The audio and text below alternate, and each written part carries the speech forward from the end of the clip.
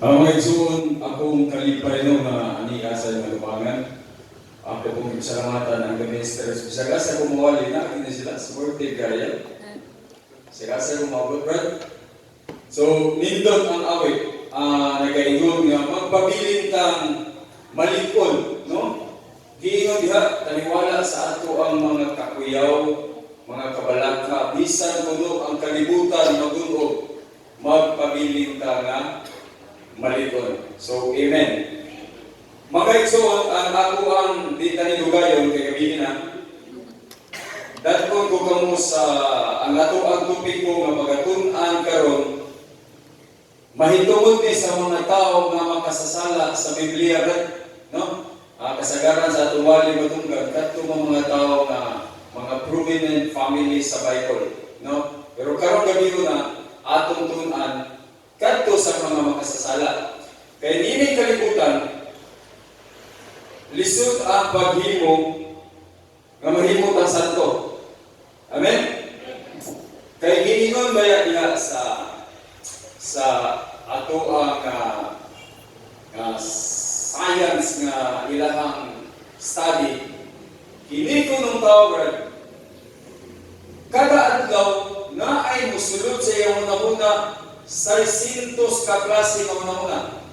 6,000, liman ka ng 6,000, imo na i-divide o 24 oras. Na ay 250 ka panahon na mag-una-una ka, nagkaranggulan ng una-una. Kapag sa dili pa nato na isgutan ng kamura. Diyos nga labing balay ko ng mga sa kalingitan. Kami ni kapangayos, tayuan sa mga sala na imong hanto ning takna o Diyos. Tabangi ako amahan, lihugi ang ako mga dila o una-una sa mga pulong nga ako karon pagalito ko nga kini uyon sa inyong pakubuton. Ablihi ang kasing-kasing sa among mga kaigsunan nga nagapaminaw nga ikaw hatag kani langit no nga kaalam ila kini masabtan ng Dios ug ila kini makinubuyan hangtod sa imo ang ikalawang pagbalik. Kini tanan ang misalig gilauman ni madawat sa ngalan ni Jesus. Amen. So balik ka. So sa 6,000 kahuna-huna sa tao, matag adlaw nagkadaiya ng mga igsoon. No naa diha ang una-una nga gusto nimong kiraduron ang iyong sa silingan kay kusog kay Blipang, no? Nagplano ka nga kanang mangga ba hinog na kuhitog na ron ako, no? Naadya ka lang. Naabo diha nga ako matagal ron ako silingan o sa boss manok kay iguwan man ron, init man. So meaning naadya ka na sa imong mga ang kabubuton sa Ginoo o ang kabubuton sa panuway, no? So, ang atong sentro ng teksto karon makita sa Isaiah 1:18. Ini bisan mga bata naka-familiar ni kung saan siya. Ang sala nga mapula papution sama sa niebe, no? So sama sa ice ang iyahang kaputi.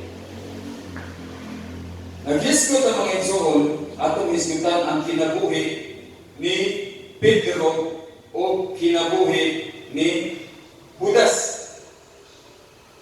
They have something in common. Pareharan sila. Disipulo ni Kristo o nakasala mismo sa atubangan ni Kristo. No? Basta may mo atong sa kadaghang ngalan sa Biblia na maayo atong i-explain kanina may sila diwa. Kaya mga igsoon, ining duha kabatasan Pedro ug si Judas ato ni makita karon sa ato ang kaugalingon, no? Naani makita nila to. Mura ni siya mga igsoon o dili nato malikayan nga mga batasan sa ato ang kaugalingon, no? Apan sa dili pa na ako istorya mga igsoon na ako'y true to life story ni sa dihang nag-eskwela kami na ako'y mga barkada sa una nga mga kaliwat ra inigid ka na mo sa eskwelahan magpakita ay sa mo ang score kung kinsay bright na mo kinsay kanang bright mga pugo, no? Pakita niya na Usa ka adlaw na nakasunod ko sa magsuon, pero di nila bubuta. Kay ang ilang balay, ubos man sa mga silingan, kaliwat ni kaya sabi, silingan ako itong mga classmate. Pero di nila bubuta, bugo ka, bugo. Tanaway mo ha, tanawa. Bugo, tanaway mo kayo. Pagtanaw yung mga igsuon. Ang usa kay igsuon, ang zero kamay kayo. Ang usa sa kay igsuon, katong kamay, iyang gikot siya, iyang igsuon, kaya bugo ka, tanaway mo zero, dako kayo. Parihag din sila zero mga igsuon. No? Pero ang usa kamay lang ang pagkasunod sa maestra. Ang usa, dako. So asa may bugo ato? Ang doha may bugo, no? Pero sila muna na mas bugo itong dako kaya kaswat. Ang gamay, di kayo siya bugo. Tingali sa iyo muna. Pero pagkakalaga ko ng mga igsuon sa atubangan sa mata ni Kristo. No? Gamay na sala, dako na sala kayo na siya. Di kayo nakapasara na. No? Kaya sa score, pasilitipay ko yung pangayo. Kung zero, gamay dako, sama na sana sa itong mga sala, na bisag kung sa kadako, pariharan na hibulag ka sa unsa? Grasya o sa unsa? Unsa yung gitawagan na sa Bisaya, nahimulag ka sa presensya sa Ginoo. No? Nahimulag ka. Ako ning diskutan, kay ang sala, manggod mga isong di kalikayan. Di kalikayan. Kisa may wala kahimon yung sala ko. Bisa banto din na ako nakasala ko, no? Kay ang sala, unsa, nagsugod sa una-una. Nakasa ng una-una. Naliman ka ng 250 thoughts sa imuang usa ka oras. Di ka sure ka na imong ginuha na puro na Biblia ison. Mao nang nagpasalamatan ang kaluwasan grasya. Kay kung pinaagi sa buhat, huwag maluwas na tuwid. Huwag maluwas din, no? Kay ang sala nagsugod sa una-una, unya ngadto sa imong kasing-kasing, mutubo, hantod, maghimo na ka sa buhat nga salaot. No? So, mao na siya. Balik ka ngadto kang Pedro mga igsoon. Si Pedro, ibaw na natin ang storya, si Pedro isog na daw. Kung ano siya, padalos-dalos ka. Kani yung desisyon, diretso rin. Unsa may hindi mo ni Kristo? Master, bisan pa ka ng 11 ka disipulo, Master, mawa na, manaka na sila, naagid ko sa imuhang luyo. No?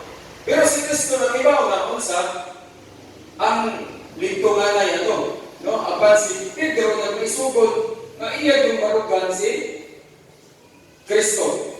Apan naabot ang panahon, tudlo siya, kana, maunay, ikaw ba na sila? Kung sa inyo ni Pedro, wrong number ka sister, wrong number, why signal? Iya hagi, deny ang Ginoo. Dili pag-usa ka beses, o pila, tulog, antong tugaog ang manok, huwag nakahinong siya magsuon sa giingon ni Kristo. No? So, kini si Pedro nakahimog sa laot, diha din mismo sa atubangan ni Kristo. Okay, grabe, no? Kaya personal na na-meet si Kristo, nakabuhat pa siya. So, ato usap balhino ng istorya nato ni Judas. Unsa may nahimo ni Judas? Si Judas iya hanggi baligya si Kristo. No, ibaligya niya. Pero beforehand, sa wapa niya ibaligya mga igsoon, mutuo ba mo nga maoro kay sala ni Judas? Kung imong basahon ang Biblia mga igsoon, welcome. Makita nato sa Juan mga igsoon nga si Judas ay before niya gihimo to, nangawat siya himo. Tresurero mo siya, ba? Hinay-hinay na nangawat siya sa pundo sa grupo. Iyang kuwaan para sa iyang personal na mga wants, no? Iyang gigamit. Nahimo siyang bawatan gamay pa, basin, piso patuuna, 2, 3, 4, hantod nagkadako. Hantod ni abot ang panahon nga iya nang baligya ang Ginoo. No? Ang iyang pagbitray sa Ginoo, wala tumaytabo overnight. So, hinahinay to. So, mauna mo yung suno, atong i-compare, pareha rin sila, kasi sala. No? Sala nga ilang nahimo kang Kristo. Apan, sa litungan ay, ang nahitabo, si Pedro, grabe niyang hinap mga igsuno. Repentance. Nangayo siya pasaylo sa Ginoo. How about Judah? Si Judas na may pasaylo wala? Si Judah, nakonsensya siya, no? Kaya iya kung labay ang silver coins, no? 30. Yang gilabay, wala niya gamita to. Sa, wala ito niya gamita, kaya pala ito niya gamita. Yang labog, no? So, nakonsensya sa mga igsoon. Pero, asa man padulong si Judah o si Pedro. Butang na mga igsoon, imagine, ini si Pedro, si Kristo, nalinis ko nga, no? Nalayo sila, pinabulag sila sa Ginoo, tungkol sa salak na nahimo. Kini si Pedro nga igsoon, nidagan siya, ni Pablo, nidagan, padulong ni Kristo. Apan kini si Judah, ni Pablo, nidagan, asa ba palayo ni Kristo. Ako nilida mga igsoon, kay mauni may itabo na to. Kita tungkol sa ato mga sala na nahimo, ang panuway, grabe mo mga igsoon, no? Ayaw na diya, kay pagkaulang ka, sa balista ka, pero ang imong sala, inani, inana, no? Pero mawala yung nawanan ni Kristo? Tinuloy. Kung sa'yo ni Kristo, come unto me, those who are weary, and I will give you rest. Dali, anak, dali. Bisan unsa kapulangan kung sala mga igsoon, kung udungol ka ni Kristo, baliwala na ni Kristo. Tungod kay kita, gipangka sa Ginoo, labaw sa tanan. Kaya nung doon sa una nga, kanang pista, mamista ko ang sa una. Sa pista na ito, mamista ko ko. No? Uso to, kanang planggana, butang nagsinsiyo, butang naglambaw, kami mga bata, musaw may ito, baka kami gamiton, di mo pwede kamot. Ang lamaw, mas mangasyong na. Huwag ibaw, ginitugikan. Pero tungkol sa kabalyabol, sa kwarta, na libutan nito, amo din sa among gamot, nasuway na. Suway na, right? Inana, kabalyabol ang kwarta, inana punta sa mata ni Kristo mong ito. No? Ipakamatyan ka, bisan sa kung kahugaw, ipakamatyan ka sa Ginoo. Mas mahal pa tas piso nga ang isawang-sawang nga during sa pista. No? Gipangga ka sa Ginoo, inana ka-importante sa Ginoo, mo ni nga gisulat sa Isaya, na bisan unsa kapula imong sala, pabution sa Dios sama sa niebe. Mga igsoon, nagkahibalo ko, uban ka na to karon, aduna pa'y gibinbin nga mga konsensya, aduna pa'y gibinbin nga mga sala kadili nato matuk-an sa atong isip kay igsoon, no? Dili matuk-an nato sa ato ang asawa, bana o mga anak. Apan ang Dios nag-agni kanimo, no? Inut-anay nga pagpangayo ug tabang sa Ginoo sama ni Pedro. Si Pedro sa pagkabalhaw sa Dios, wala gid siya giingnan nga nganong naa ka diri. Wala siya ipaningin sa Ginoo. Nganong naa ka diri, no? Tungod sa pagbangga ni Kristo, iya nga kung ipakita ang iyang gugma ngadto ni Pedro. Apan, inumdumi mga igsoon, ang kung ikaw magpalayo sa Ginoo, walay kusog ang Ginoo mong bira nimo. No? It is your own decision kung magpalayo ka o magpaduol ka. Apan kung magpaduol ka, dawaton ka ni Kristo, gatupa si Kristo, nagkainon, anak, dali. Kaya ikaw ang atong anak na pinangga. So, wala na ilain ang nagipangga ang Diyos sa tibuok kalibutan kung dili kita mga igsoon. I hope kini ang gamay nga pagpadasig maghatag din nato og kanang importansya sa atong kinabuhi o maghatag og importansya sa ngalan ni Kristo kay kini lang gyud ang ato ang nahabiling nga paglaom mga igsoon niining nagkagugot ng kalibutan. Kung wala si Kristo, sigurado kita pildi. Apan kung naa si Kristo, sigurado kita paldo. So may gabi mga igsoon.